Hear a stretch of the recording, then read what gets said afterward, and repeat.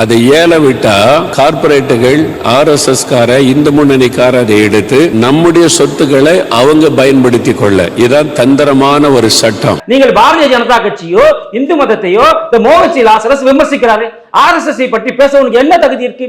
இந்தியாவில் கோடிக்கணக்கான முறை ஆயிரக்கணக்கான முறை இங்க பேரிடர் நடக்கும் போதெல்லாம் RSS முதலில் போய் நின்றது.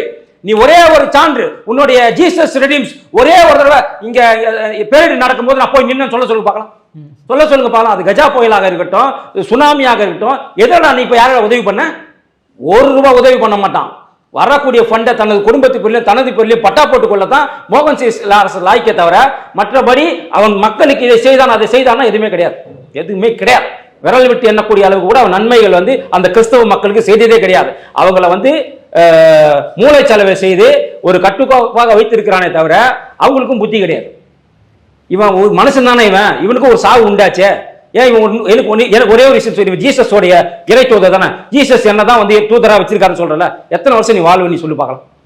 எத்தனை வருஷம் நான் மோகன் சி லாசரஸ், நான் இறை தூதர், நான் இயேசு கிட்ட நேரடியா போன்ல பேசுறவன். நான் எனக்கு இயேசு இத்தனை ஆண்டு காலம் எனக்கு வாழ்வதற்கு வாய்ப்பு கொடுத்திருக்கிறார், நான் 150 வருடம் வாழ்வேன் அப்படின்னு சொல்லுங்க பார்க்கலாம்.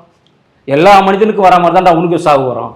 நீ இயேசு கிட்ட போன்ல பேசினா மட்டும் உனக்கு இயேசு 150 வருஷம் ஆயுள் கொடுத்துருவாரா, 200 வருஷம் ஆயுள் கொடுத்துருவாரா? கிடையாது. மனிதனுக்கு நோய்வாய்ப்பட்டால் மரணம் உண்டு, அதுல மாற்று கருத்து கிடையாது. அது இந்துவாக இருந்தாலும் இஸ்லாமியர்களாக இருந்தாலும் முஸ்லீமாக இருந்தாலும் அது எல்லோருக்கும் ஒண்ணுதான்.